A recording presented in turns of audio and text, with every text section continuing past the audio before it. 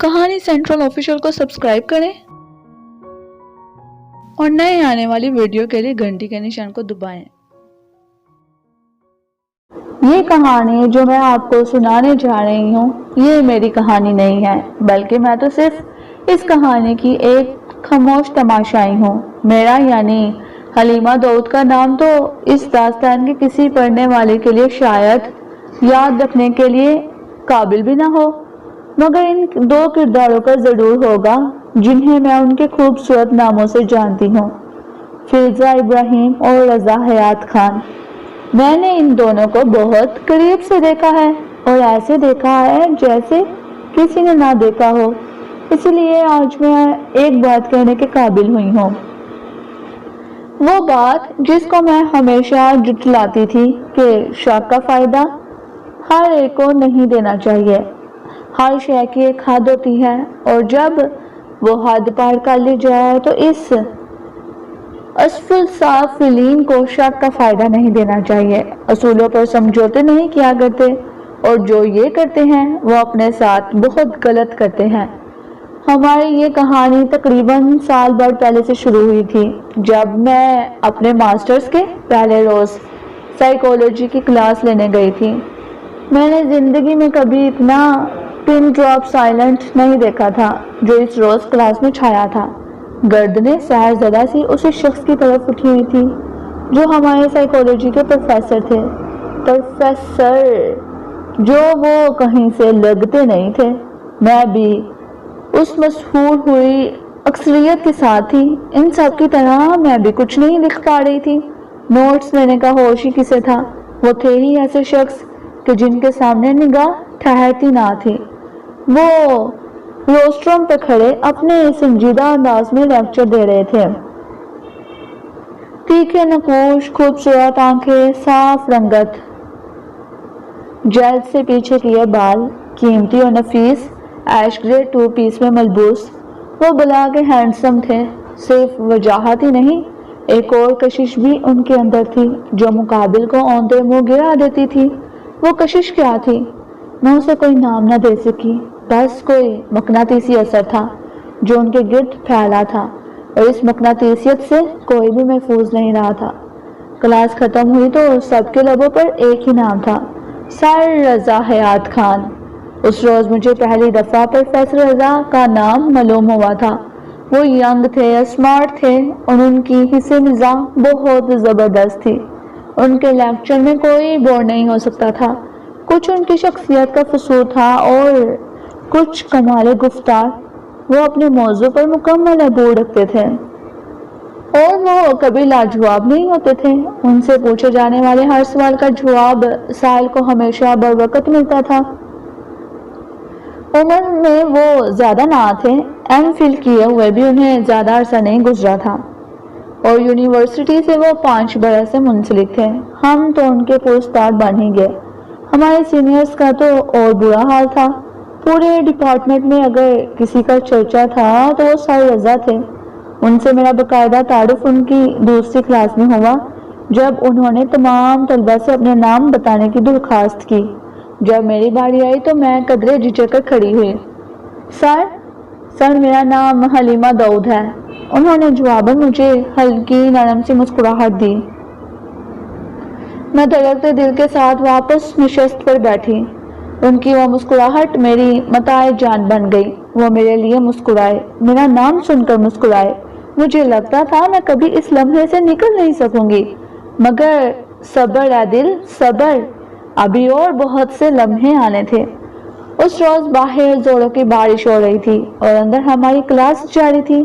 آج وہ سائیکالوجی سے ہٹ کر بات کرنے کے موڈ میں تھے اور ہم مسحور لوگ تو بند آنکھوں سے ان کی پیروی کیا کرتے تھے۔ کون بتائے گا کہ انسان کی شناخت کن چیزوں سے ہوتی ہے؟ وہ چہرہ قدرے جھکا کر مائک میں بولے تو بہت سے ہاتھ فضا میں بلند ہوئے۔ انسان کی شناخت اس کے نام سے ہوتی ہے سر، اس کے ملک سے،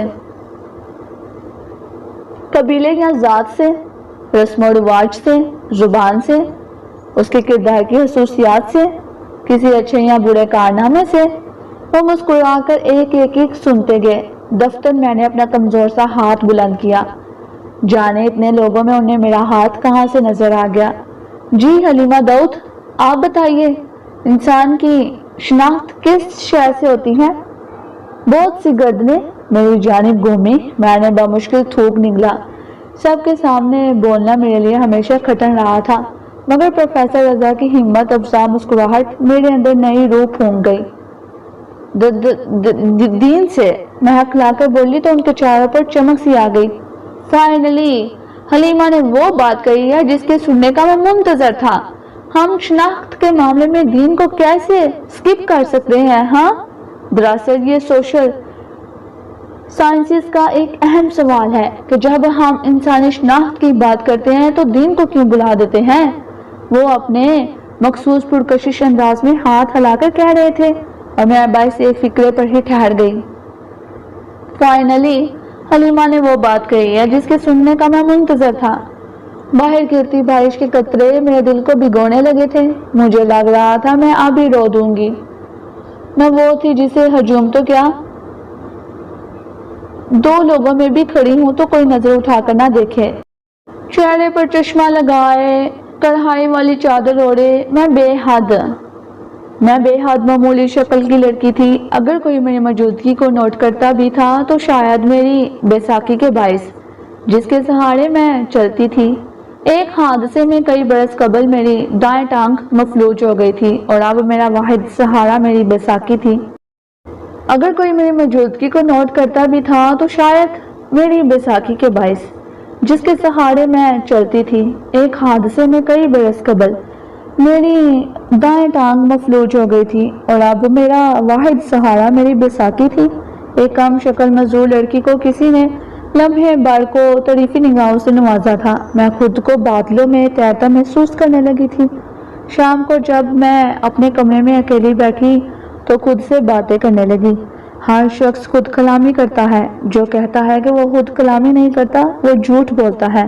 तन्हाई में मैंने भी अपनी एक दुनिया बना रखी थी जहाँ मैं मजदूर और कम शक्ल ना थी, जहाँ मेरी हितक और तजलील नहीं होती थी और जहाँ मुझे कोई एहसास कमतरी नहीं होता था।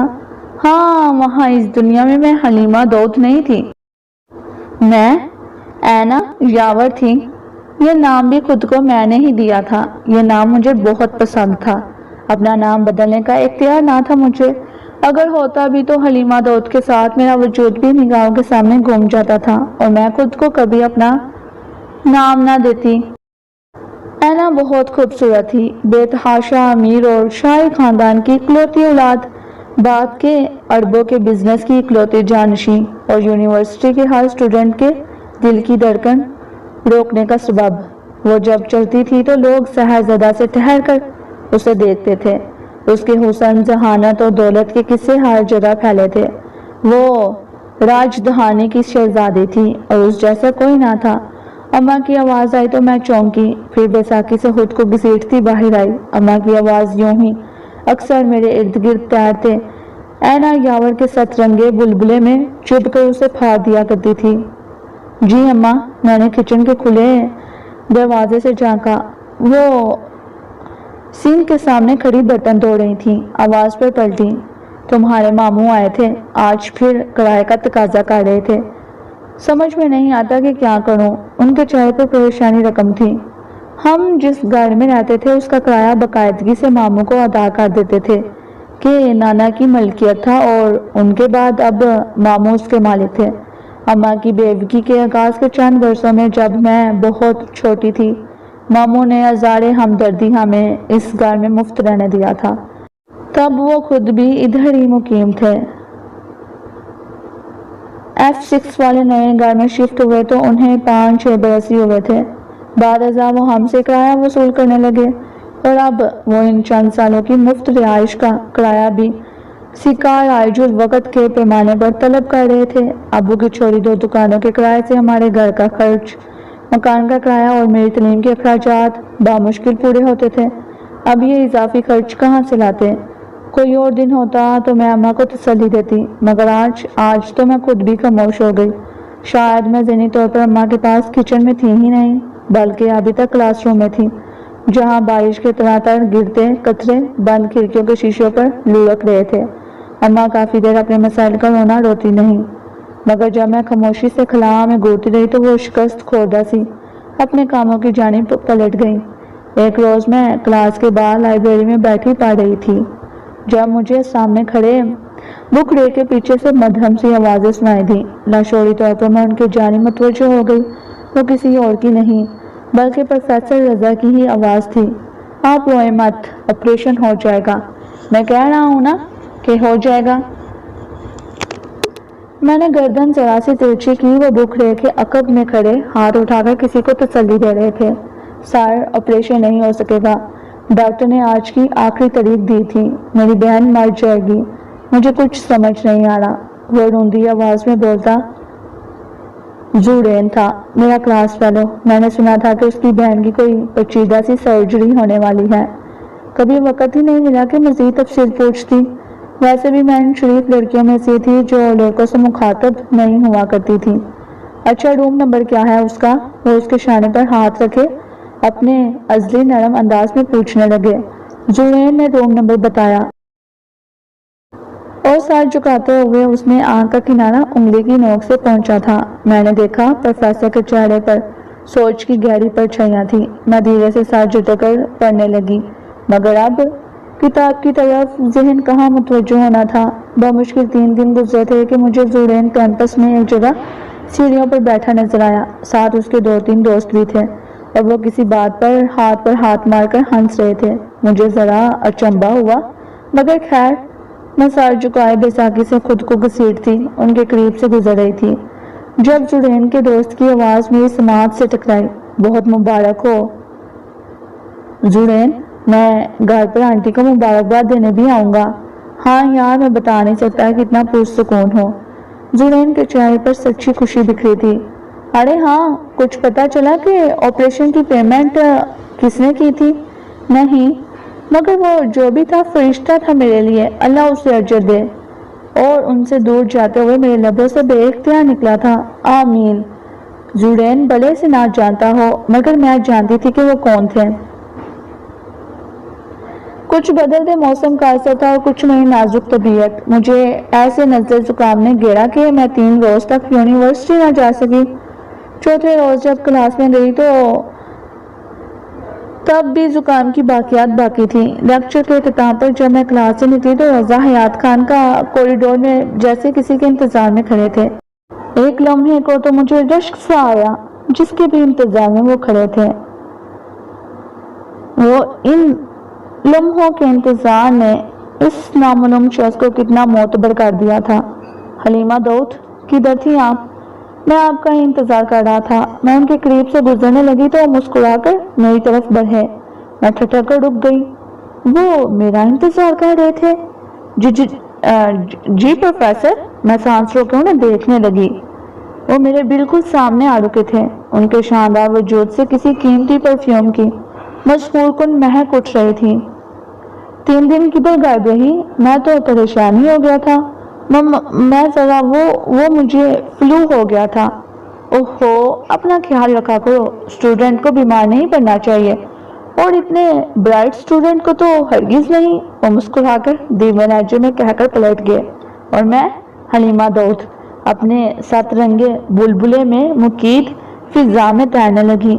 जुड़ैन कहता था कि वो फरिश्ता है। मुझे लगता था वो कोई यूनानी देवता है जो आसमानों से उतरा है, मगर शायद वो इस सब से बढ़कर कुछ और थे। वो साहर थे। इनके एक इशारे पर बलखाती रस्सियां सांप बन जाया करती थीं और मुझे शहर कहाँ आते थे। इन दिनों मुझे लगता था कि दुनिया मेरे बुलबुले के आसपास कहीं तहलील हो गई है, सब फना हो चुका है, और अगर कुछ बाकी है तो मेरा इंतजार। हर रोज रजा हयात खान की क्लास का इंतजार, उन्हें एक नज़र देखने, उनकी एक मुस्कुराहट हासिल करने का इंतजार, और फिर क्लास के इख्तिताम के बाद अगले रोज क्लास का इंतजार शुरू।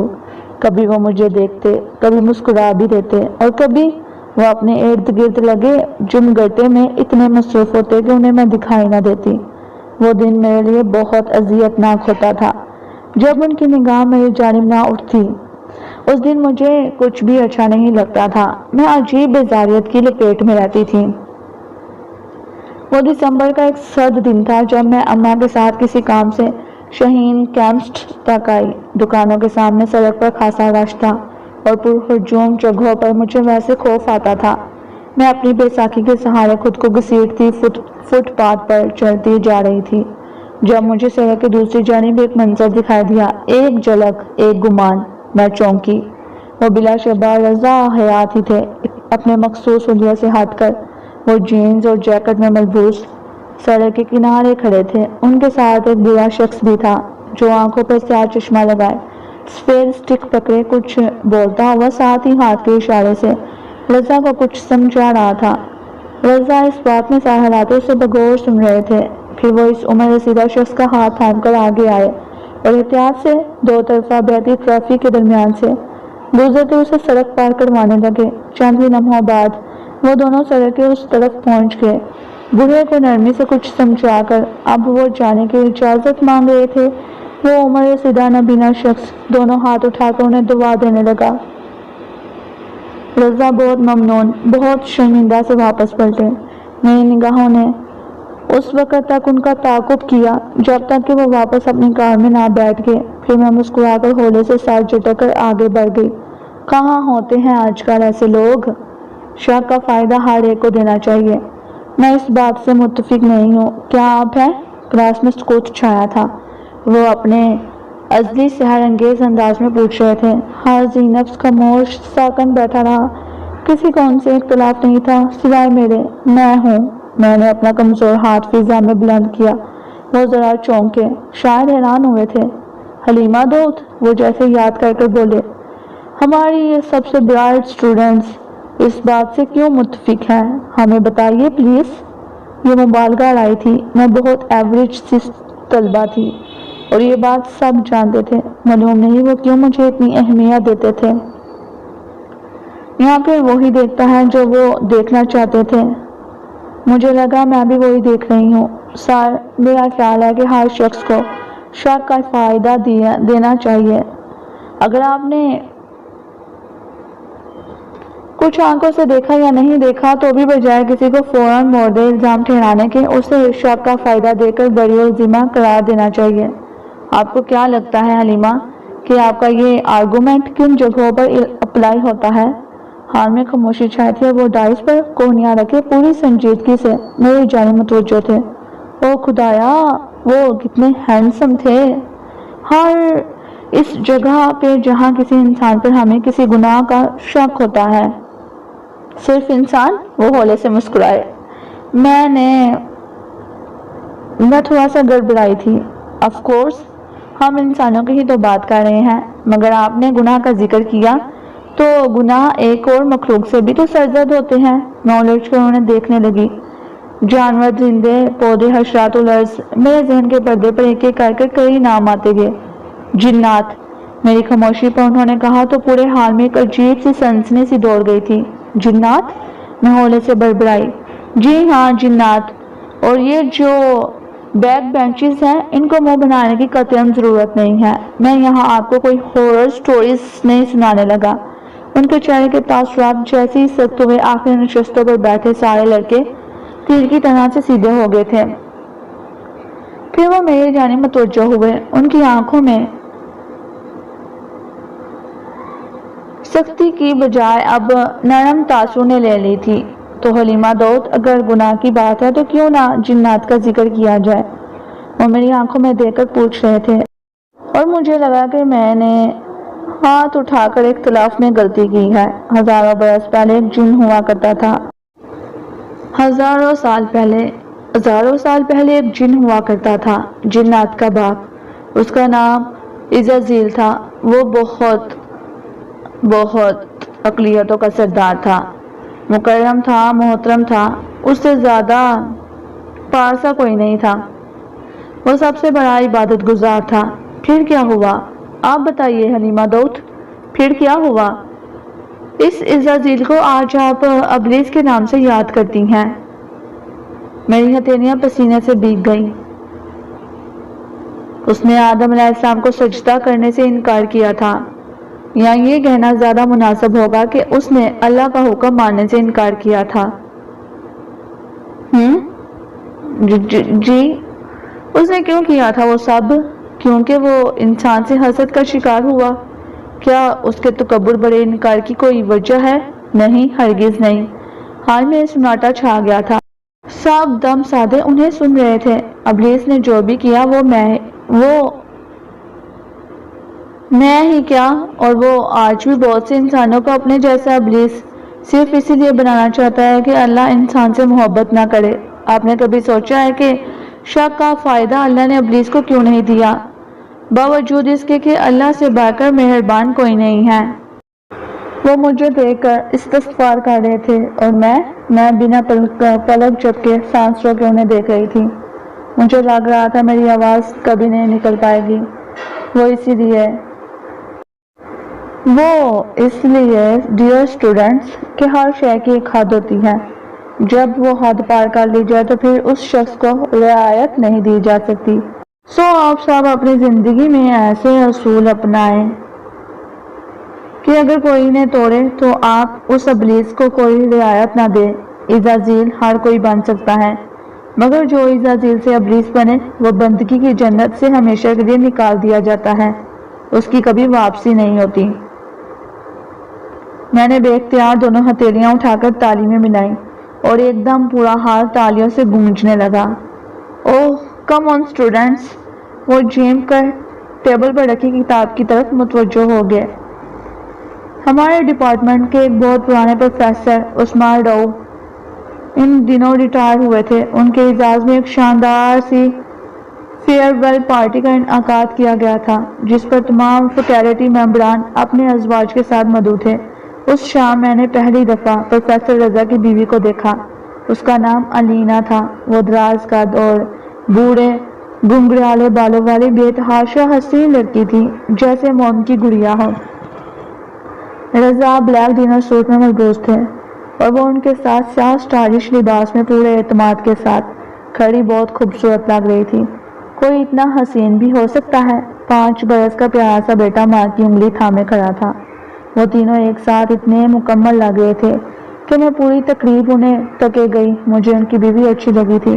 وہ انہی کی طرح بے حد ملنسار اور شائستہ سی تھیں۔ البتہ میرا ان سے تعارف نہ ہو سکا کہ یہ وہ موقع تھا جب رضا کے ارد گرد لگے جمگٹے کے پیچھے میں چھپ جایا کرتی تھی۔ وہ تینوں ایک تصویر کھنچوانے کے لیے ساتھ کھڑے ہوئے اور کیمرہ پکڑے زورین کے کہنے پر مسکرائے۔ فلیش کی روشنی میں ان کی کاملیت اور بھی دکھنے لگی تھی۔ کٹا کٹ بہت سے اسٹوڈنٹس ان کی تصاویر لینے لگے اور وہ ریڈ کارپٹ پر فوٹو شوٹ کروانے والے اسٹار سیلیبریٹیز کی مانند ہر طرف کیمرہ اور فلیش کی چکا چوند روشنیوں سے گر گئے تھے۔ اپنے موبائل سے بہت دور سے ایک تصویر میں نے بھی لی تھی۔ اس رات میں اس تصویر کو دیکھ کر بہت دیر تک روتی رہی تھی۔ کیا مجھے بتانے کی ضرورت ہے کہ کیوں؟ کوریڈور میں اسٹوڈنٹس آ جا رہے تھے۔ میں اپنی بیساکھی سے خود کو گھسیٹتی آہستہ آہستہ دروازے کی جانب بڑھنے لگی، جس پر رضا حیات خان کے نام کی تختی لگی تھی۔ دروازہ نیم ہوا تھا۔ میں نے 2 دفعہ کھٹکھٹایا، پھر جو مجھے لگا دروازہ نہیں کھلے گا، ذرا سا دھکیلا تو وہ کھلتا چلا گیا۔ ان کی کرسی خالی تھی، البتہ ایک خالی کونے میں وہ جائے نماز بچھائے نماز پڑھ رہے تھے۔ جس پل میں نے دروازہ کھولا اسی پل سجدے میں گئے۔ میرا دل احترام سے بھر گیا تھا۔ ان کے سلام پھیرنے تک میں چوکھٹ میں کھڑی رہی۔ وہ فارغ ہوئے تو سر اٹھایا، چہرے پر حیرت آ گئی۔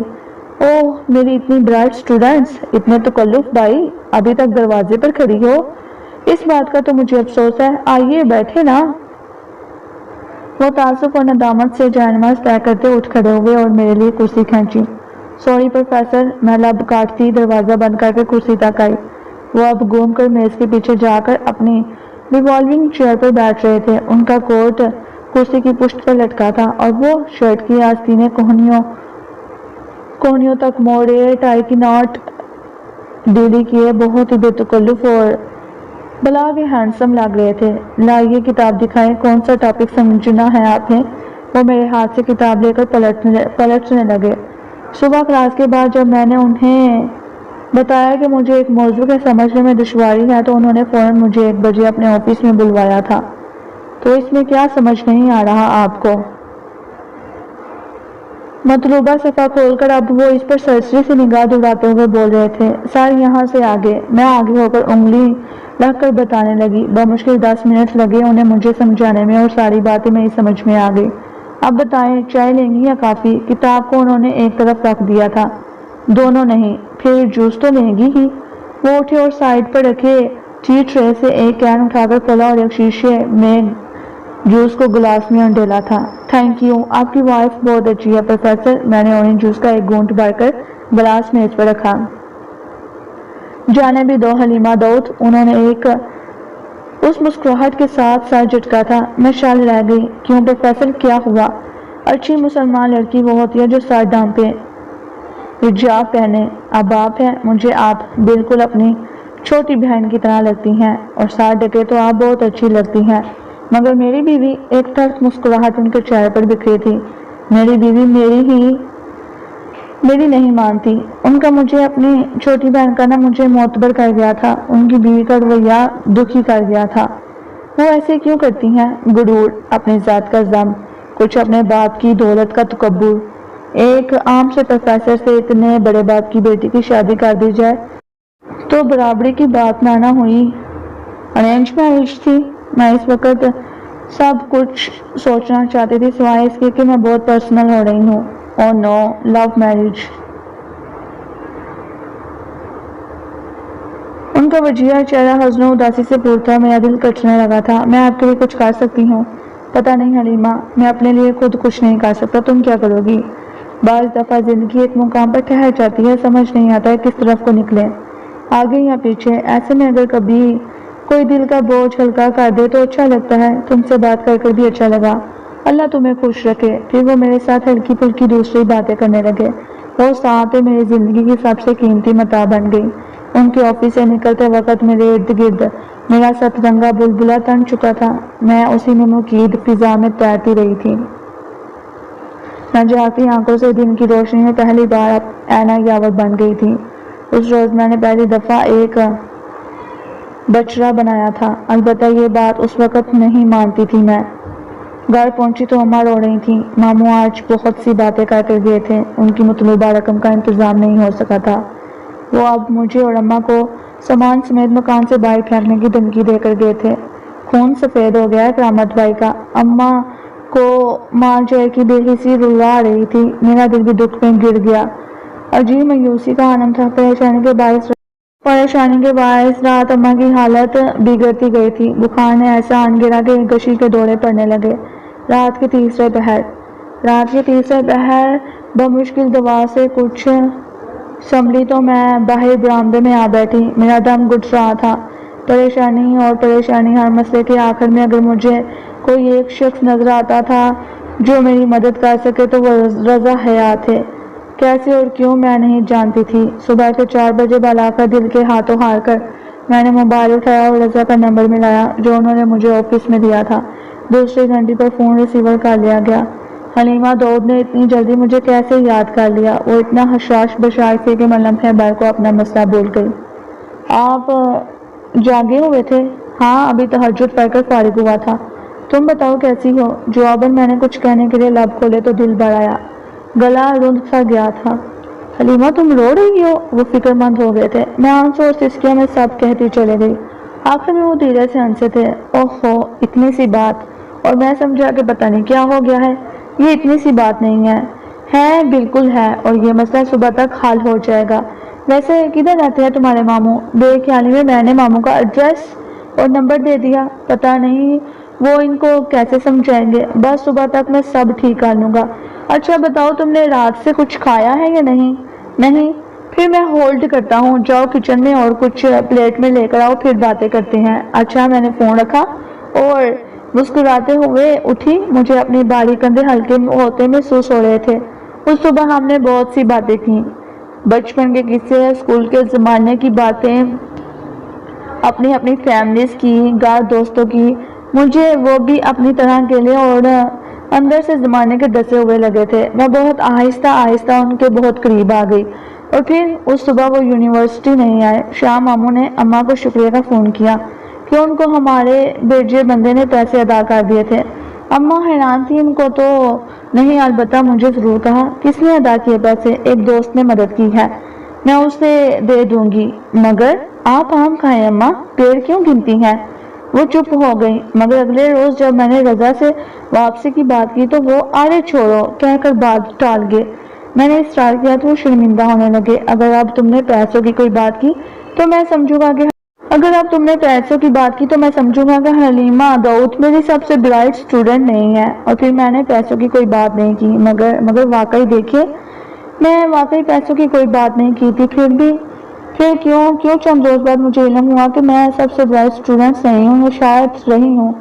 क्यों नहीं रही और कब से नहीं रही? हाँ, तब से जब फिल्जा इब्राहिम हमारी जिंदगियों में आ गई। फिल्जा, वो हीरा जो डलता नहीं, सिर्फ टूटता है। फिल्जा इब्राहिम। मगर क्लास को ये तो बताएं कि फिल्जा का मतलब क्या होता है। पूरी क्लास में सन्नाटा छाया हुआ था और बहुत सी निगाहें रश्क हसद से रजा हयात की मुखातब को देख रही थी। वो लेट एडमिशन थी और देर से आने वाले मगर चार जाने वालों में से थी। कामनी सी लड़की, बेहद गोरी मुलायम जिल्द और लंबी आंखों की मालिक। उसके बाल कमर तक गिरते थे, सीधे सिल्की स्याह बाल, और वो अलबत्ता उन्हें समेट कर दाएं शाने पर आगे को डाल देती थी। उसका लिबास भी बहुत जदीद तराश खराश का था, कदरे बेबाक सा था। आस्तीन गायब, खुला गला और गर्दन से लिपटा दुपट्टा। वो बहुत खूबसूरत थी, बिल्कुल किसी याद खिले फूल की मानित, जैसे अगर कोई छू ले तो मैले होने का खदशा हो। फिल्जा यानी डायमंड। वो अपनी नाजुक लंबी गर्दन फकर से उठाए बोली तो रजा हयात धीरे से मुस्कुराए थे। डायमंड जो डलता नहीं, सिर्फ टूटता है, और अगर एक दफा टूटे तो फिर कभी नहीं जुड़ता। पूरे तमाम तरीके से वो बोली थी। आपने इतना लेट एडमिशन क्यों लिया है? जवाबन फिल्जा ने नजाकत से शाने उचकाए थे। इसके शाने उचकाने का अपना ही एक मुनफरिद अंदाज था। मूड नहीं बना बस। चले, अच्छा है कि अब मूड बन तो गया। एनीवे क्लास, आज के बाद फिल्जा इब्राहिम हमारी ब्राइट स्टूडेंट है मुस्तकबिल की। मैं बुरी तरह से चौंकी मगर रजा हयात कब मेरी तरफ देख रहे थे। वो फिल्जा की जानी मतवज्जो थे। आज मुझे उनकी निगाहों से ओझल करने के लिए किसी हजूम की जरूरत नहीं थी। फिल्जा पूरे हजूम पर भारी थी, मगर मैं फैसला न कर सकी मुझे फिल्जा अच्छी लगी है या बुरी। लेकिन यह तय था कि वो मेरी जगह ले चुकी थी। क्लास के दौरान वो लेक्चर कम नोट करती और तीखे सवाल ज्यादा करती। लेक्चर का ज्यादातर वक्त रजा उसके हर सवाल का जवाब पूरे तहम्मुल से देते। वो उन्हें जज करने का कोई मौका हाथ से न जाने देती। उसके बाद सवालों में कोई सेंस ना होता था। बंदर की दुम क्यों होती है सार हयात? और मैं हैरानी से सोचती कि इस बेतुके सवाल का क्या जवाब हो सकता है।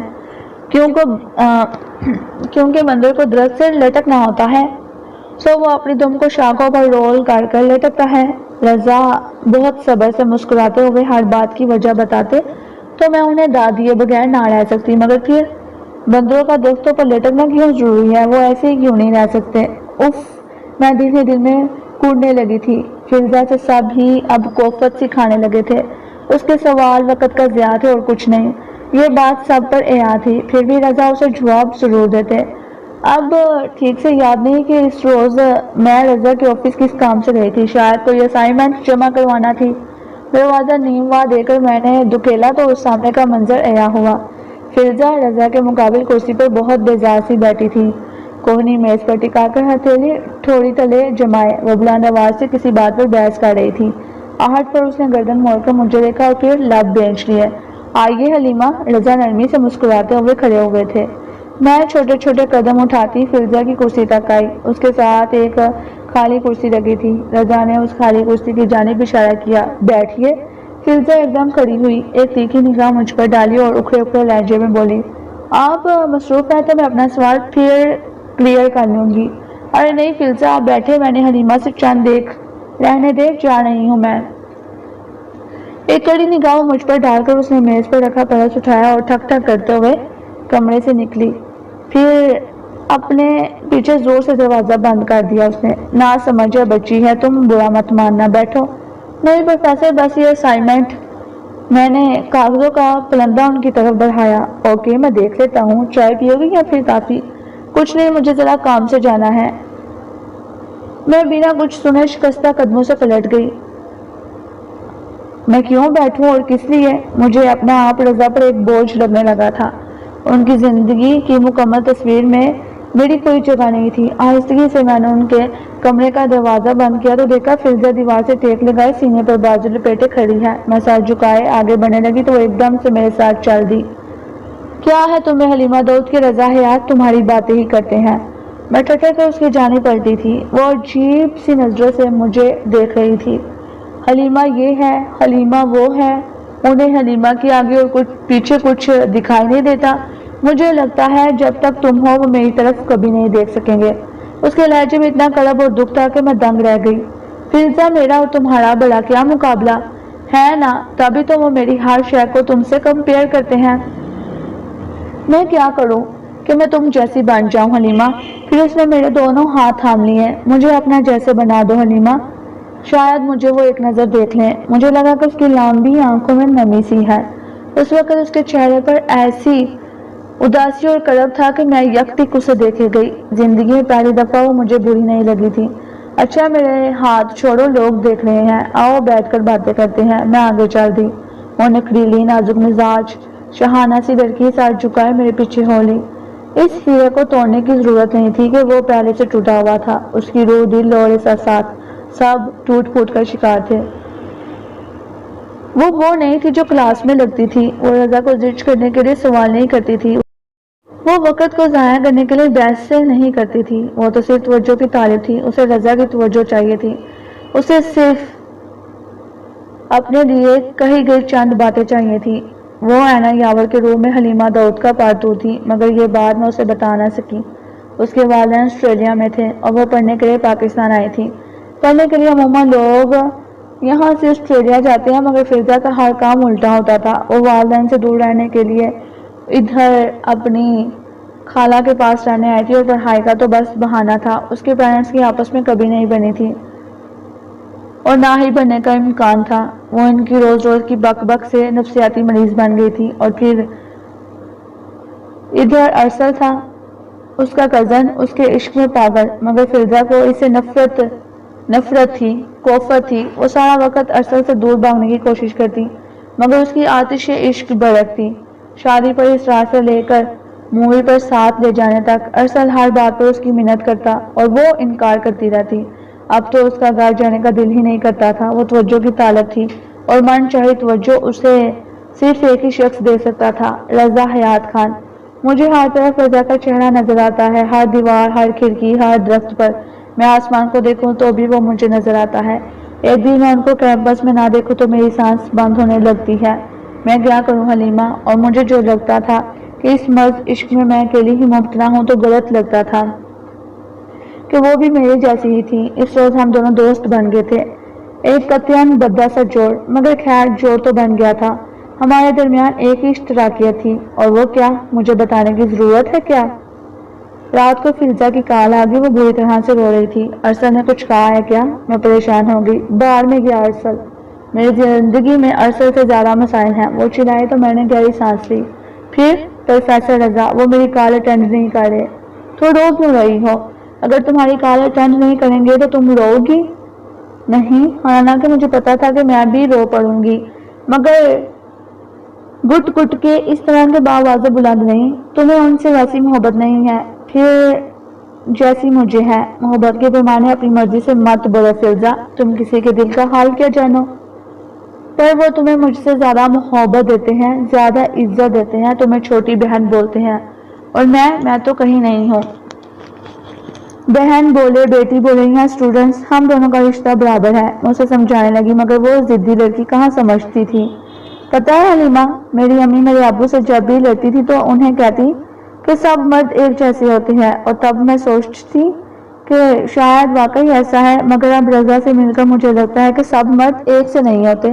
کچھ مرد رضا حیات جیسے بھی ہوتے ہیں، عورت کو احترام، عزت دینے والے، نگاہیں جھکا کر رکھنے والے، مضبوط کردار کے سچے مرد۔ میرے لبوں پر ایک معصوم سی مسکراہٹ بکھر گئی۔ رضا ایسے ہی تھے، نگاہیں جھکا کر بات کرنے والے۔ عموماً جب وہ میرے ساتھ مخاطب ہوتے تھے تو وہ مجھے دیکھ بھی نہیں رہے ہوتے تھے، لیکن پتہ نہیں کیوں حلیمہ، میں ان کی بیوی سے بہت جیلس ہوتی ہوں، پتہ نہیں کیوں۔ فون رکھنے سے قبل اس نے کہا تو میں بے اختیار چونکی تھی۔ بہت دنوں بعد رضا کا فون آیا تو میں بے حد خوش ہوئی۔ ہمیں کیسے یاد کر لیا پروفیسر؟ کر تو لیا نا، وہ دھیرے سے ہنسے تھے۔ گھر میں سب کیسے ہیں؟ اچھے ہیں، تم سناؤ؟ اسپیچ کمپٹیشن میں حصہ لے رہی ہو؟ میں کہاں اچھا بول سکتی ہوں پروفیسر، کوشش تو کر سکتی ہو، جانے دے، بلکہ فلزا کا نام دے دیں، وہ بہت اچھا بولتی ہے۔ یہ تم دونوں کی دوستی کیسے ہوئی؟ وہ حیران ہوئے۔ بس ہو گئی، آپ کو برا لگا؟ نہیں، فلزا جو ہے وہ نیگلیکٹڈ چائلڈ ہے، اسے تو اسپیچ کرنے کو دے دو، مگر وہ جیسے لمحے بھر کو جھجکے تھے۔ تھوڑا احتیاط کرنا، فلزا میں بہت نیگیٹیوٹی ہے۔ انہوں نے فکرہ ادھورا چھوڑا تو میں چونکی۔ کس چیز کی؟ بس یوں ہی، بتائے نا، بس یوں ہی، یہی جھوٹ بولنے کی، باتیں کرنے کی۔ ریلی میں شاکڈ رہ گئی۔ آپ کو کیسے پتا؟ مجھے پتا ہے، اس نے مجھے اپنے کزن کے بارے میں بتایا تو۔ ارسل؟ ہاں ارسل، ارسل، وہ دھیرے سے ہنسے تھے۔ کیوں؟ ارسل کیا اس کو اس طرح سے پسند نہیں کرتا جیسے وہ دعویٰ کرتی ہے؟ حلیمہ داؤد، تم بہت سیدھی ہو۔ انہوں نے گہری سانس لی۔ تم نے اس کی ارسل والی کہانی پر یقین کر لیا، کیوں نہ کرتی؟ حلیمہ، ارسل کوئی نہیں ہے، فلزا کا خالہ زاد کزن کوئی نہیں ہے، اس کی خالہ تو میرڈ ہی نہیں ہے۔ کیا؟ میں ششدر رہ گئی تھی۔ اس کے اندر باتیں کرنے کی بہت گنجائش ہے، ذرا احتیاط کرنا، وہ بس توجہ لینے کے لیے ایسا کرتی ہے۔ اچھا، میں نے فون بند کیا اور سوچ میں ڈوب گئی۔ چند لمحوں بعد ہی فون دوبارہ بجا۔ میں چونکی تھی۔ فلزا کالنگ۔ ہاں فلزا، میں نے فون کان سے لگایا۔ تمہارا نمبر بزی تھا، میں نے رضا کو ٹرائی کیا، ان کا بھی نمبر بزی تھا۔ تم لوگ آپس میں بات کر رہے تھے کیا؟ اس سے کیا فرق پڑتا ہے فلزا؟ باوجود اس کی شدت پسندی کے مجھے اس کی فکر رہتی تھی۔ اگر اس نے ارسل کو گڑا تھا تو اینا یاور کو میں نے گڑا تھا۔ اگر وہ جھوٹی تھی تو میں بھی اتنی ہی جھوٹی تھی۔ فرق یہ پڑتا ہے کہ مجھے کال کرنے کے لیے اس کے پاس وقت نہیں ہے، مگر تمہارے لیے وقت نکل آتا ہے۔ وہ حسد کا شکار نہیں تھی، اسے صرف احساس محرومی تھا۔ انہوں نے صرف تقریری مقابلے کا پوچھنے کے لیے فون دیکھا، وہ اندازے کی درستگی پر چلائے تھے اور کٹاک سے فون رکھ دیا تھا۔ چند ساتیں گزری تو پھر اس کی کال آئی۔ حلیمہ، وہ رو رہی تھی۔ میں پاگل ہونے والی ہوں، خود کو سنبھالو فلزا، وہ تمہارے ٹیچر ہیں۔ بس ایک نظر، ہر دن میں ایک نظر کی تڑپ ہے مجھے۔ وہ اپنے آپ میں نہیں تھی، اس کی تڑپ۔ تم ان کے بارے میں دوسرے طریقے سے مت سوچو۔ نہیں سوچتی، اور وہ ایسے بندے ہیں، میں بھی نہیں۔ وہ تو نظر بڑھ کر مجھے دیکھتے بھی نہیں۔ کوئی مرد اتنا پارسا بھی ہو سکتا ہے؟ وہ تو ہے نا؟ ہاں، وہ پھیکی سی ہنسی۔ پتہ ہے حلیمہ، اس روز میں ان کے آفس گئی تو وہ نماز پڑھ رہے تھے۔ میں زمین پر بیٹھ گئی، ان کو نماز پڑھتے دیکھنے لگی۔ وہ سجدے میں جھک گئے تو میں سانس روک کے ان کے اٹھنے کا انتظار کیے گئی۔ ان کی نماز اتنی آہستہ، دھیمی اور خوبصورت تھی کہ میں بتا نہیں سکتی۔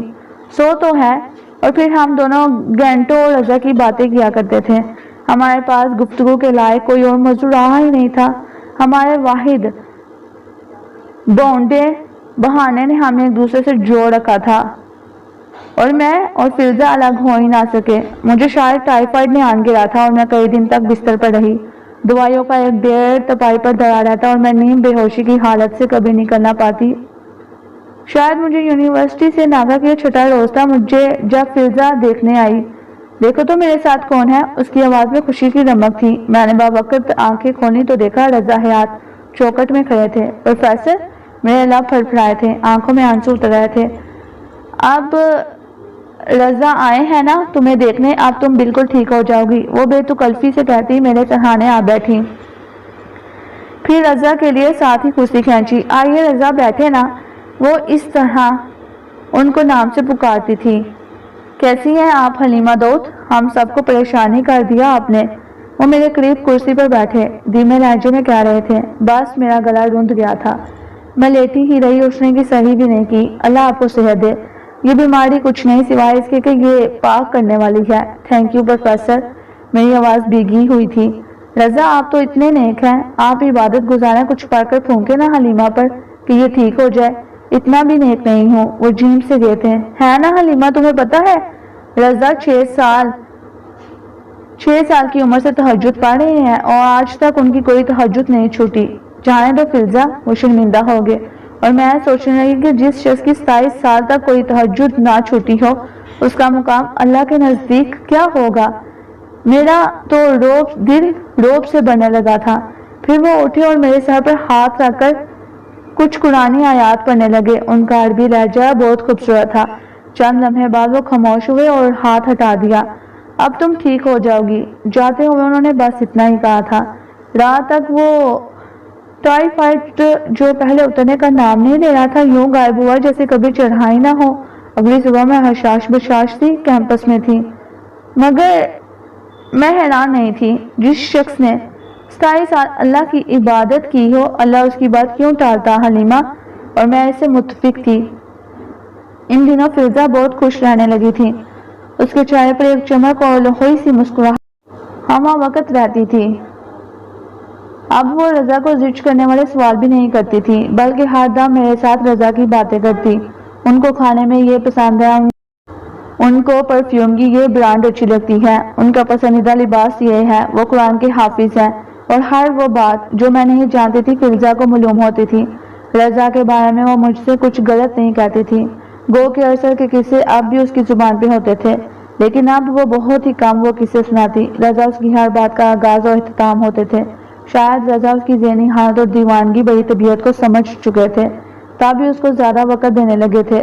وہ اکثر کلاس آف ہونے کے بعد بھی گھنٹوں رضا کے آفس میں بیٹھے باتیں کرتے رہتے۔ فضا گھر لیٹ جانے لگی تھی اور جب گھر جاتی تو بھی رضا کو فون پر مصروف رہتی۔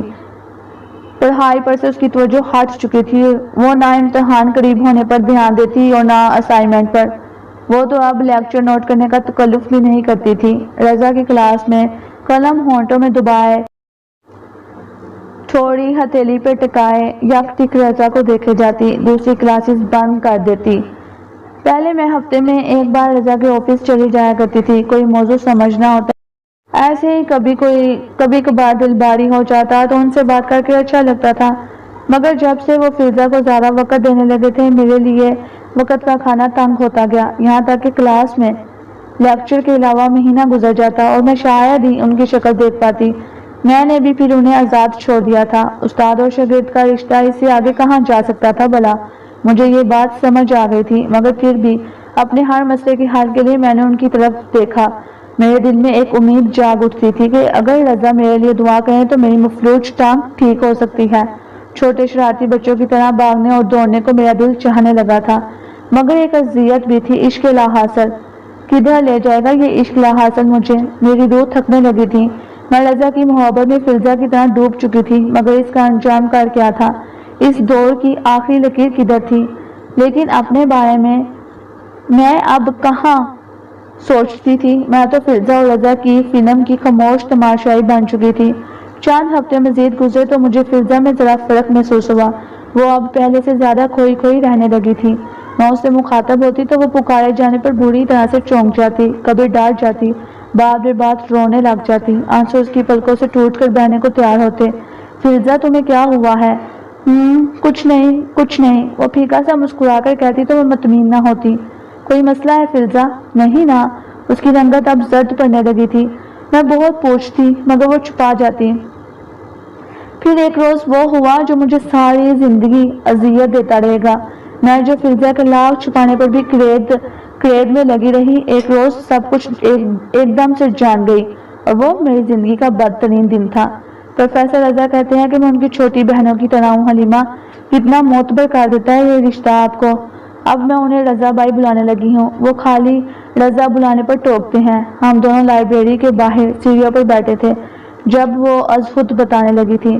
ہمارے درمیان اس موضوع کے علاوہ کسی دوسرے موضوع پر کوئی بات نہیں ہوتی تھی۔ یہ تو اچھی بات ہے، مگر میں ان کی بیوی سے بہت جیلس ہوتی ہوں۔ حلیمہ، ایسا مت سوچو رضا کے بارے میں، تمام مرد ایک سے نہیں ہوتے۔ وہ تو مجھے پتا ہے، اور رضا بھائی جیسا تو کوئی نہیں ہے۔ جس شخص نے 27 برس تک اللہ کی عبادت کی ہو، اس کو تو سب معاف ہے نا؟ ہاں، پتہ نہیں، میں نے نہ سمجھی میں سر ہلایا۔ مجھے اس کی بات سمجھ میں نہیں آئی تھی۔ اچھا چلو کینٹین چلتے ہیں۔ وہ فائل اٹھا کر کھڑی ہوئی تو ایک چھوٹا سا طے شدہ کاغذ اس کی فائل سے گرا اور میرے قدموں میں آن ٹھہرا۔ وہ اپنی دھن میں آگے بڑھ رہی تھی، ویسے بھی وہ ذرا گرد دماغ رہنے لگی تھی، آگے پیچھے کا اسے کوئی ہوش نہیں رہتا تھا۔ میں نے ہاتھ بڑھا کر کاغذ اٹھایا اور اسے پکارا، فلزا، مگر وہ دور نکل چکی تھی۔ میں نے کاغذ کی تہیں کھولی، شاید اس کا کوئی اسائنمنٹ ہو، میں جمع کروا دوں گی۔ یہی سوچ کر میں نے وہ کاغذ کھولا تھا۔ وہ ایک پرنٹڈ کاغذ تھا۔ میں اسے پڑھتی گئی، بار بار پڑھتی گئی، یہاں تک کہ میرے وجود سے جان نکل گئی۔ میری آنکھوں کے آگے اندھیرا چھانے لگا، لیکن پھر میں نے ہمت جمع کی اور کاغذ اپنے بیگ میں رکھ کر اٹھی۔ فلزا، میں نے اسے جا لیا۔ کینٹین نہیں، لائبریری چلو۔ کیوں؟ وہ کسی خیال سے چونکی تھی۔ چلو نا، میں اس کا ہاتھ پکڑ کر اسے کھینچتے ہوئے زبردستی لائبریری کی طرف لے آئی۔ اندر سناٹا چھایا تھا۔ ہم دونوں کتابوں کے ایک ریک کے پاس جا کھڑے ہوئے اور مجھے پتا تھا کہ مجھے کیا کرنا ہے۔ میں نے کونے میں رکھی ایک کتاب اٹھائی اور فلزا کی طرف مڑی۔ ایک بات پوچھوں؟ سچ سچ بتانا۔ میں نے بائیں ہاتھ میں اس کا مومی ہاتھ سختی سے جکڑ لیا تھا کہ وہ بھاگنے نہ پائے۔ ہاں بولو، وہ حیران سی کھڑی تھی۔ یہ بچہ کس کا ہے؟ کیا؟ اس نے الجھ کر مجھے دیکھا۔ تم کس کے بچے کو جنم دینے والی ہو؟ تمہاری پریگننسی رپورٹس پازیٹیو آئی ہیں۔ نہیں، اس کا رنگ لٹھے کی مانند سفید پڑ گیا تھا۔ بے اختیار اس نے اپنا ہاتھ میرے ہاتھ سے نکالنا چاہا، مگر میں نے گرفت اور مضبوط کر دی۔ بولو، یہ بچہ کس کا ہے؟ میں سرخ آنکھوں سے اس کی آنکھوں میں دیکھ رہی تھی۔ نہیں، اس کا رنگ نچڑ چکا تھا۔ وہ بے جان لاش بنی پترائی ہوئی نظروں سے مجھے دیکھ رہی تھی۔ نام بتاؤ مجھے اس کا، کون ہے وہ؟ وہ بار بار لب کھولتی پھر بند کر لیتی۔ فلزا، جواب دو، میں نے اسے جھنجھوڑ ڈالا تھا۔ ارسل کا ہے، وہ بمشکل بول پائی تھی۔ جھوٹ، تمہارا ارسل نام کا کوئی قصہ نہیں ہے۔ نہیں، اس کی آنکھوں میں خوف اتر آیا۔ وہ اپنا ہاتھ چھڑانے کی صحیح کرنے لگی تھی۔ یہ قرآن ہے، اس پر ہاتھ رکھ کر بتاؤ یہ بچہ کس کا ہے؟ کس کے ساتھ کیا ہے تم نے گناہ؟ میں نے اس کا ہاتھ زبردستی اپنے ہاتھ میں پکڑی ہوئی کتاب پر رکھا تو وہ ایک دم سی وحشت زدہ سی ہو کر تڑپنے لگی۔ وہ محض ایک عام سی کتاب تھی، مگر فلزا اسے قرآن پاک سمجھ کر لرز اٹھی تھی۔ نہیں، وہ خود کو چھڑانا چاہتی تھی مگر چھڑا نہیں پا رہی تھی۔ نام بتاؤ فلزا، بس نام۔ وہ رونے لگ گئی تھی، میری منتیں کرنے لگی تھی کہ میں اسے چھوڑ دوں، مگر جب میری گرفت سے خود کو نہ چھڑا سکی تو ایک دم اس کے لبوں سے گٹی گٹی سی چیخ نکلی۔ میں نے جان بوجھ کر نہیں، اس نے مجھے مجبور کیا، زبردستی۔ کون ہے وہ؟ اور اس کے کچھ کہنے سے پہلے ہی اس کا جواب میں جانتی تھی۔ رضا خیات خان۔ میں نے اس کا ہاتھ چھوڑ دیا، وہ ایک دم سی پیچھے دیوار سے جا لگی۔ وہ وحشت سی پھٹی آنکھوں سے مجھے دیکھنے لگی۔ وہ شاید خود بھی بے یقین تھی۔ میری بیساکھی زمین پر گر گئی، میں خود بھی آہستہ سے فرش پر آ بیٹھی اور پھر دونوں ہاتھ ماتھے پر رکھے رونے لگی۔ میرا سب کچھ ختم ہو گیا تھا، میرا سب کچھ لٹ گیا تھا، میرا پارس پتھر جل کر کوئلہ بن چکا تھا۔ لوگ میرے ارد گرد اکٹھے ہونے لگے اور میں روتی گئی۔ کوئی وجہ پوچھتا، کوئی تسلی دیتا، سب حیران پریشان تھے کہ یہ بدصورت لنگڑی لڑکی یوں زمین پر بیٹھی کیوں رو رہی ہے؟ شاید اس کا کوئی مر گیا ہے، کسی نے ہمدردی سے تبصرہ کیا تھا۔ بات ٹھیک تھی، میرا عزازیل مر گیا تھا۔ میں یوں ہی بلک بلک کر بچوں کی طرح روتی رہی، یہاں تک کہ لوگوں کا ہجوم چھٹتا گیا۔ میں لائبریری میں تنہا رہ گئی۔ تب میں اٹھی اور وہ کتاب اٹھائی اور اپنی بیساکھی کے سہارے خود کو گھسیٹتی باہر جانے لگی۔ گھر تک کا سفر اس روز بہت طویل اور بہت کٹھن لگ رہا تھا۔ میں آنسوں سے بڑی آنکھوں سے سامنے دیکھتی بے خود سی چلتی جا رہی تھی۔ وہ سحر تھا، اس کے ایک اشارے پر بل کھاتی رسیاں سانپوں کی طرح سے دکھتی تھی، مگر سحر اور معجزے میں یہی تو فرق ہوتا ہے۔ سحر سے رسیاں سانپوں کی مانند دوڑتی ہوئی لگتی ہیں، مگر سانپ بن نہیں جاتی۔ جلد یا بد دیر جادو کا اثر زائل ہو جاتا ہے اور معجزہ عصا کو واقعی آسودہ بنا دیتا ہے، ایسا فرقان عطا کرتا ہے کہ ہر شے یوں الگ الگ ہو جاتی ہے، جیسے سمندر میں اکٹھا بہتا کڑوا اور میٹھا پانی جو کبھی ایک دوسرے میں داخل نہیں ہو پاتا۔ میں اندھیرے میں ڈوبتے فٹ پاتھ پر چلتی جا رہی تھی۔ میرے بیساکھی کی ٹک ٹک مغرب کی اذانوں میں گم ہو رہی تھی۔ کتنا عرصہ ہوا میں نے ہر مسئلے کے حل کے لیے رضا کا چہرہ دیکھنا شروع کر دیا تھا۔ میں سمجھی تھی مجھے ان سے عشق ہے، مگر نہیں، میں نے تو انہیں اپنا خدا ہی بنا لیا تھا۔ صدیوں پہلے جب نیل کا دریا پار کر کر اسرائیل علیہ السلام کی اولاد ایک بستی پر سے گزری تھی تو ان ناخلف لوگوں نے بستی والوں کے جھوٹے معبودوں کی عبادت دے کر موسیٰ علیہ السلام سے کہا تھا کہ ہمیں بھی ایک ایسا معبود بنا دو۔ میں نے بھی یہی کیا تھا۔ جب رضا حیات کو دیکھا تو دل نے خواہش کی کہ میں بھی اس پر نچھاور ہو سکوں۔ پھر جب موسیٰ علیہ السلام کوہ طور سے نہ لوٹے اور بنی اسرائیل پہ مدت لمبی ہو گئی تو انہوں نے کہا کہ موسیٰ کا اللہ اس سے گم ہو چکا ہے۔ مجھ پر بھی مدت لمبی ہو گئی تھی۔ میں نے بھی لاشعوری طور پر یہ سمجھا تھا کہ میری مدد کرنے والا میرا اللہ مجھ سے کھو گیا ہے، اور پھر میں نے بچڑا بنا لیا، ایک سونے کا چمکتا دمکتا بچڑا، بے حد خوبصورت۔ مجھے اس کے سوا کچھ دکھائی نہیں دیتا تھا۔ میں نہیں جانتی تھی مگر میرا حساب شروع ہو چکا تھا۔ کوئی میرے اندر بار بار مجھ سے پوچھتا رہتا تھا کہ کہاں ہے تمہارا وہ مددگار مجازی خدا، پکارو رضا حیات کو، وہ آئے اور تمہیں اس اذیت سے نکالے جس میں فضا کے اطراف نے تمہیں دھکیل دیا ہے۔ میں اندھیرے میں آنکھیں پھاڑ پھاڑ کر دیکھتی، مگر وہ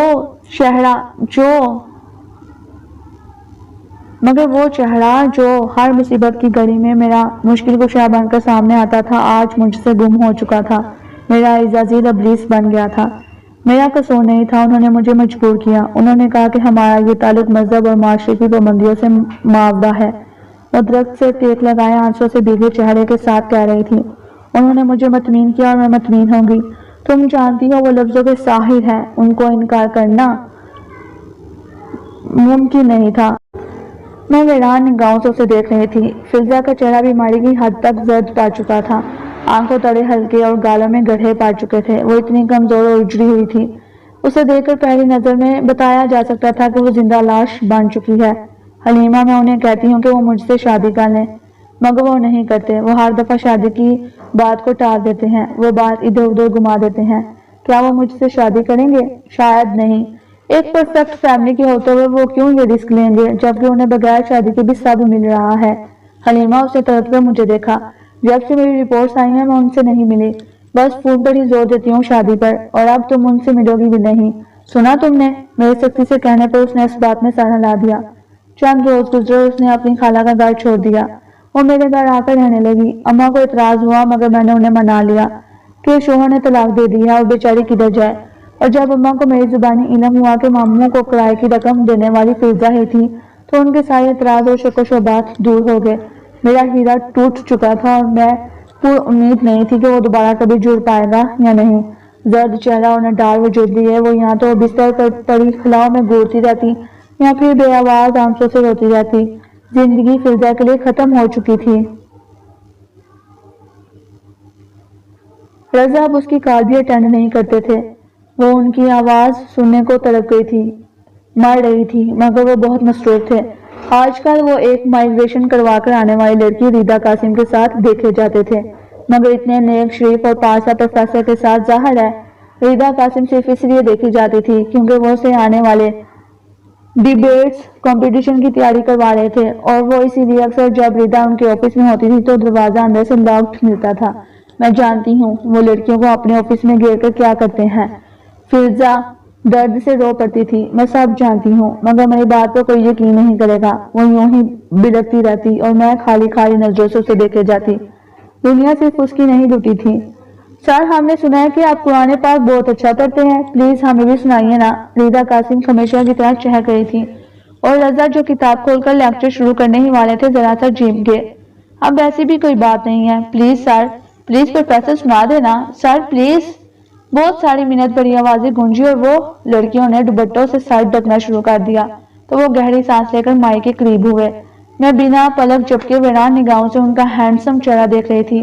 کوئی ملال، کوئی شرمندگی، کوئی احساس گناہ، کیا کچھ بھی تھا ادھر۔ وہ ذرا سا کھنکھار کر تسمیہ پڑھنے لگے۔ ان کی خوبصورت آواز کا سحر پورے ماحول پر چھانے لگا۔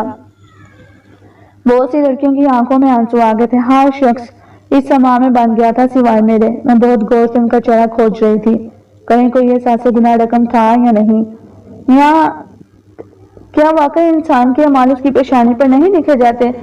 وہ اتنے ہی پرسکون، نیک اور پارسا لگ رہے تھے جتنا کہ وہ پہلے لگتے تھے۔ یہی تو فرق ہے سحر اور معجزے میں۔ سحر صرف آنکھوں کا دھوکہ ہوتا ہے اور میری آنکھیں اب دھوکے کی عادی ہو چکی تھیں۔ فضا الجھ کر میرا چہرہ دیکھ رہی تھی۔ اگر وہ میری منتوں ترلوں کے باوجود مجھ سے شادی پر راضی نہیں ہوئے تو اس طرح سے کیسے ہوں گے؟ تم کوشش تو کرو، تم خود ہی تو کہا کرتی تھی کہ کبھی جا کر تم ان کی بیوی کو سب کچھ بتا دو گی۔ میں تو غصے میں کہتی تھی بھلا ان کی بیوی میرا یقین کرے گی؟ وہ میری تجویز پر حیران تھی۔ ان کی بیوی تمہارا یقین کیوں نہیں کرے گی؟ یہ شک بھی رضا نے ڈالا ہے تمہارے ذہن میں۔ تم پورے اعتماد ہو کر ان سے بات کرو، وہ اس دھمکی پر ضرور ڈریں گے۔ اسے شیشو بیچ میں مبتلا دے کر میں اسے سمجھانے لگی۔ بہت دیر بعد اسے میری بات سمجھ میں آئی۔ تمہارے نمبر سے کال اٹینڈ نہیں کر رہے تو تم میرے پی ٹی سی ایل سے کال کر لو۔ فون کا ریسیور کریڈٹ سے اٹھا کر میں نے اس کے ہاتھ میں تھمایا تھا اور اسے الجھتا چھوڑ کر باہر چلی آئی تھی۔ اماں گھر پر نہیں تھی۔ میں برآمدے میں تنہا بیٹھ گئی۔ سامنے میز پر فون دھرا ہوا تھا۔ چند لمحے میں سوچتی رہی اور پھر آہستہ سے ریسیور اٹھا لیا۔ میرے اندر موجود رضا حیات کی محبت میں ڈوبی لڑکی مسلسل فضا کو جھوٹا کہہ رہی تھی۔ شک کے باعث مجھ سے رہا نہ گیا اور میں نے سماعت ان کی گفتگو کی طرف لگا دی۔ غیر اخلاقی حرکت تو تھی مگر شاید اس سے کوئی فائدہ ہو جائے۔ وہ کہہ رہے تھے، کس نمبر سے کال کر رہی ہو فضا؟ حلیمہ کے لینڈ لائن سے۔ میں آج کل اس کے پاس رہنے لگی ہوں۔ وہ چند ثانیے کی خاموش ہو گئی تھی۔ رضا مجھ سے شادی کر لیں ورنہ میں برباد ہو جاؤں گی۔ تم برباد ہو چکی ہو فضا، میں نے دل میں سوچا تھا۔ فضا کوئی تمہارا کچھ نہیں بگاڑ سکتا، آپ مجھ سے شادی کر لیں، وہ میری ہدایت کے مطابق کہہ رہی تھی۔ ساری زندگی پڑی ہے شادی کے لیے، آپ بھی کوئی اور بات کرو۔ ٹھیک ہے، اگر آپ مجھ سے شادی نہیں کریں گے تو میں آپ کی وائف کو سب کچھ بتا دوں گی، یہ بھی کہ میں آپ کے بچے کی۔ تم ایسا کچھ نہیں کرو گی، وہ تیزی سے بولے تھے۔ پھر مجھ سے شادی کر لیں، وہ اصرار کر رہی تھی۔ رضا چند لمحے کچھ سوچتے رہے پھر دھیرے سے بولے، تم نے حلیمہ کو کچھ بتایا تو نہیں؟ بے فکر ہے، آپ کے اس ڈارک سیکرٹ سے وہ کوئی واقف نہیں ہے، وہ تلخی سے بولی تھی۔ ٹھیک ہے، ہم کل شادی کر رہے ہیں، کل رات 8 بجے۔ تم بلو ایریا پہنچ جاؤ، وہاں مرسڈیز کے شو روم کے سامنے سڑک کے کنارے کھڑی ہو جانا، میں تمہیں وہاں سے پک کر لوں گا۔ وہاں سے ہم میرے دوست کے گھر چلیں گے جہاں نکاح ہو جائے گا، ٹھیک ہے؟ جی، وہ حیران سی ہو گئی تھی۔ لیکن اگر تم نے حلیمہ سمیت کسی کو بھی بتایا کہ کل رات تم مجھ سے ملنے آؤ گی تو شادی تو چھوڑو، میں تو تم سے بات بھی نہیں کروں گا۔ ٹھیک ہے، میں نے آہستہ سے ریسیور کریڈٹ پر رکھ دیا۔ 10 منٹ بعد جب میں واپس کمرے میں آئی تو فضا کا چہرہ خوشی سے چمک رہا تھا۔ وہ مجھ سے شادی کر لے گا۔ کب؟ کچھ دن تک۔ وہ مسکرا کر ٹال گئی اور میں اسے دیکھتی رہ گئی۔ وہ آج بھی رضا حیات کی داسی تھی، ان کے حکم پر آنکھیں بند کر کر عمل کرنے والی، ان کے فرمان کے مطابق مجھ سے جھوٹ بولنے والی۔ مجھے خالہ کی طرف چھوڑ دینا، میرے پیرنٹس آ رہے ہیں، مجھے ان سے ملنا ہے۔ اگلی شام جب میں نے اسے دانستہ بتایا کہ میں ماموں کی طرف جا رہی ہوں تو وہ فوراً بولی، پھر تیار ہونے لگی۔ ہلکے گلابی رنگ کی شلوار قمیض کے اوپر اس نے گلابی شفون کا دوپٹہ پھیلا کر لے لیا، بال کھول کر دائیں شانے پر آگے کو ڈالے اور آنکھوں کو کاجل سے بھر دیا، کانوں میں ننے ننے سے ٹاپس پہنے۔ وہ بہت پیاری لگ رہی تھی۔ میں نے ٹیکسی میں اسے اس کی خالہ کے گھر کے قریب مارکیٹ میں چھوڑا۔ تم جاؤ، میں آگے خود چلی جاؤں گی، وہ اتر کر بولی تو میں نے سر ہلا دیا۔ پھر میری ہدایت کے مطابق ٹیکسی والا ایک راؤنڈ لے کر واپس ادھر آیا تو فضا دور ایک اور ٹیکسی میں بیٹھ رہی تھی۔ میں نے 500 کا نوٹ نکال کر ٹیکسی والے کی طرف بڑھایا، اس لڑکی کا پیچھا کرو، یہ بلو ایریا جا رہی ہے۔ کافی فاصلے سے اس کے تعاقب کے بعد میں فرسکو بیکری کے سامنے کھڑی تھی۔ جہاں میں تھی وہاں اندھیرا تھا۔ فضا مجھ سے دور مرسڈیز کے شو روم کے سامنے منتظر کھڑی آتی جاتی گاڑیوں کو دیکھ رہی تھی۔ وہ مجھے نہیں دیکھ سکی تھی مگر میں اسے بغور دیکھ رہی تھی۔ رات گہری ہو رہی تھی۔ میں نے گھڑی دیکھی، 8:01 تھا۔ تبھی میں نے دور سے آتی کار کی ہیڈ لائٹس دیکھی۔ وہ کار مخالف سمت سے بہت تیزی سے آ رہی تھی۔ اس کی ہیڈ لائٹس آخری حد تک روشن تھی، اس کی رفتار خطرناک حد تک تیز تھی۔ فضا، میرے لب پھڑپھڑائے۔ بے اختیار میں نے دل پر ہاتھ رکھا۔ تیز رفتار کار زن سے فضا کے قریب آئی۔ فضا اور میں نے ایک ساتھ ڈرائیور کا چہرہ دیکھا تھا اور وہ چہرہ دیکھ کر فضا کی آنکھوں کی جوت جل اٹھی تھی۔ وہ بے اختیار چند قدم آگے سڑک پر آئی تھی۔ نہیں فضا، میں چیخنا چاہتی تھی مگر میری آواز حلق میں دم توڑ گئی تھی۔ فضا اسی طرح سڑک پر آگے بڑھ رہی تھی۔ تیز رفتار کار تقریباً اڑتی ہوئی عین سامنے آئی اور فضا کو ایک زوردار ٹکر مار کر آگے بڑھ گئی۔ ایک دل خراش چیخ کے ساتھ فضا لہرا کر نیچے گری۔ میں نے چلاتے ہوئے بھاگنا چاہا مگر بے ساکی گر گئی۔ میں خود اوندے منہ زمین پر جا گری۔ دور فضا خون میں لت پت گری وحشیانہ انداز میں چلا رہی تھی۔ اس کے ارد گرد لوگ اکٹھے ہونے لگے تھے۔ بامشکل اپنی بیساکھی سنبھال کر میں لنگڑاتے ہوئے اس تک پہنچ پائی۔ لوگوں کے ہجوم میں سے بوقت رستہ بنا کر میں نے دیکھا، اس کی آنکھیں کھلی تھی، اس کا بے دم وجود خون میں نہایا تھا اور اس کی نگاہیں بے یقینی سے پھیلی ہوئی تھی۔ ٹکر لگنے سے زیادہ وہ شاید اس آخری لمحے رضا حیات کے چہرے پر چھائی صفاکی کو دیکھ کر بے یقین ہوئی تھی۔ दूर एम्बुलेंस का सायरन बजने लगा था, मगर बहन जानती थी कि अब देर हो चुकी है। मेरा हीरा चकनाचूर हो चुका था। फिजा मर गई और अपने पीछे बहुत से आंसू छोड़ गई। रजा हयात को उसकी मौत का क्लास में पता चला था। वो बेहद हैरान और शशदर से रह गए थे। उन्होंने वही दुआ के लिए हाथ उठाए और कुरान की तिलावत के बाद एक रिकत अमेज दुआ करवाई। आखिर में उनकी अपनी आंखें भीग गईं। फिर फिजा की मौत के तीसरे रोज उन्होंने फिजा की याद में एक प्रोग्राम का एहतमाम किया। इस प्रोग्राम में फिजा की खूबसूरत तस्वीर पीछे स्टेज पर आवेजा की गई और फिजा के तमाम जानने वालों ने उसके मुतालिक तासुरात बयान किए। जब मुझे बुलाया गया तो मैंने एक वीरान निगाह सब पर डालकर बस इतना कहा, फिजा वो हीरा थी जिसे जोहरी तराश न कर सका। जोड़ी ने ऐसी जरब लगाई कि वो टूटकर चकनाचूर हो गया। हीरा सबसे सख्त कोयला होता है, अगर टूट जाए तो जुड़ नहीं सकता। वो भी टूट गई थी। चंद रोज गुजरे थे कि मैंने सुना रजा हयात ने अपना ट्रांसफर करवा लिया था। वो सीधे सिंध चले गए थे और अपने पीछे अपने चाहने वालों को उदास छोड़ गए थे।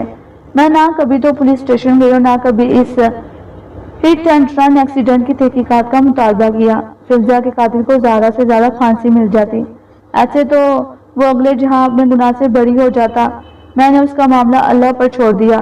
कत्ल उनके नामा माल का वाहिद गुनाह नहीं था, सो उनका मामला अल्लाह के हवाले करते हुए मैंने ये दुआ की थी कि अल्लाह उनके साथ इंसाफ करे और उन्हें शक का फायदा कभी ना दे। ये दुनिया अबलीसों के लिए सजा की जगह नहीं है। क्लास में पिन ड्रॉप साइलेंस था। सब दम बखुद शहरज़दा से साल हाशिम अफंदी को सुन रहे थे। वो हमारे साइकोलॉजी के नए प्रोफेसर थे। हैंडसम, स्मार्ट, जीनियस और हाजिर जवाब और मेहरबान। वो सब कुछ थे। कोई मंतर था उनके पास के चंद ही दिनों में सारी क्लास उनकी तरफ खिंची चली आई थी। उनकी गड़वेदा हो गई थी। कितने अच्छे है ना सर अफंदी। क्लास के बाद जब मैं अपनी किताबें समेट रही थी तो मेरी क्लास वाले फातिमा यूसुफ ने आह भरकर कहा था, होंगे। मैंने फाइल में सफेद तरतीब से लगाते हुए सरसरी सा कहा था, बहुत कम लोग ऐसे होते हैं हलीमा, इतने नेक और मेहरबान। जानती हूँ उनका ताल्लुक उलमा के खानदान से है, बल्कि बरसगीर में इस्लाम को मुतारिफ उनके पुरखों ने करवाया था। मैंने इंसानों से मुतासर होना छोड़ दिया है। फातिमा, मुझे ये सब मत बताओ। इंसान वो नहीं होते जो दिखाई देते हैं। मैं बैग उठाकर उठ खड़ी हुई थी। फातिमा ने खफगी से मुझे देखा था। सब मर्द एक से नहीं होते। हाँ, सब मर्द एक से नहीं होते, मगर फार्मूला सब पर एक ही अप्लाई होता है।